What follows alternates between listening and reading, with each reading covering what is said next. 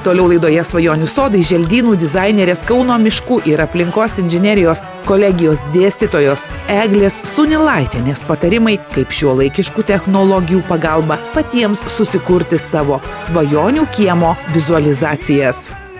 Tradiciškai brėžiniai, planai daromi AutoCAD programa, bet AutoCAD'as iš tikrųjų tai brangiai kainuoja.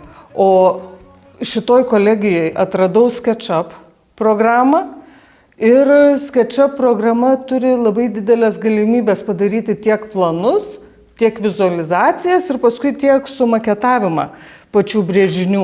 Be to, SketchUpas susikalba su AutoCAD'u, su kitom želdinimo programom ir SketchUp'u labai lengva padaryti daug tokių darbų, kur, pavyzdžiui, AutoCAD'u pakeisti mastelį yra reikalų, o SketchUp'u mastelį pakeisti yra sekundės reikalas. Ir į SketchUp'ą galima įsikelt AutoCAD'ą, galima įsikelt paveiksliuką ir braižymo procesas labai sutrumpėja, nes SketchUpas yra pusiau intuityvi programa.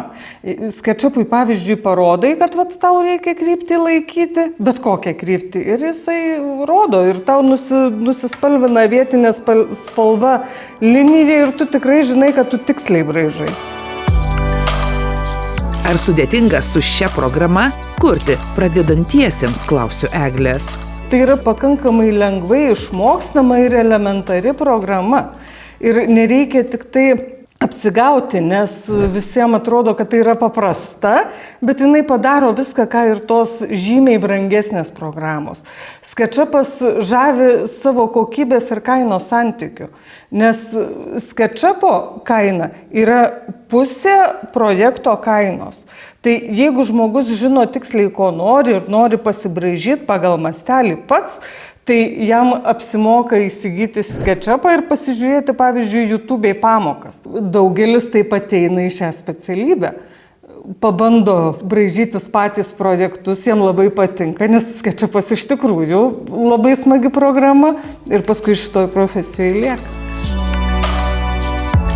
Bendrovės Geonovus SketchUp programinės įrangos specialistas architektas Tovas Lemiševas sako, kad šią programą naudoja ne tik studentai, bet ir architektūros bei želdynų specialistai. Tai SketchUpas pirmiausiai yra modeliavimo programa, ne tik braižymo, reikėtų paminėti, kad tai yra visgi modeliavimas, todėl kad modeliuojama yra trimatėje erdvėje, tai yra iš karto braižoma viskas 3D, todėl sakyčiau, šiuo atveju renkantis optimaliausią variantą, kaip su kuo pradėti ir iš karto daryti ne 2D, o 3D, tai būtų toks labai palankus variantas. Toliau SketchUpas yra ne tik modeliavimui galbūt skirtas, bet ir duomenų skaitimui. Tai yra gebus nuskaityti, apdoroti nuskaitytų skenerio duomenis, point cloudus. Tai yra viena iš pagrindinių ir geriausių turbūt vizualizacijų programų. Tai jinai turi savyje papildinį vyriai.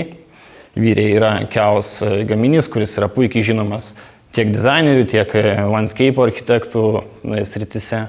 Todėl, sakyčiau, be šio įrankio profesionalūs darbai pavykti negalėtų. Tai SketchUpas yra toks ir labai pradedančiajam, sakykime, pradėti kažkaip išbandyti savo galbūt žinias, savo kažkokias galimybės ir jau visiškam profesionalui.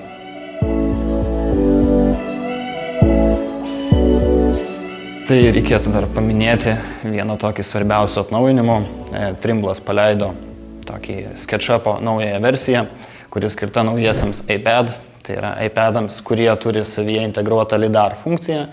Ir su šia LiDAR funkcija turime galimybę nusiskanuoti bet kurią patalpą, bet kurį objektą, norimą automobilį, netgi savo kambarį, virtuvę ar kokį kitą objektą, kurį norėtume pakoreguoti, pasižiūrėti, paeskizuoti galbūt.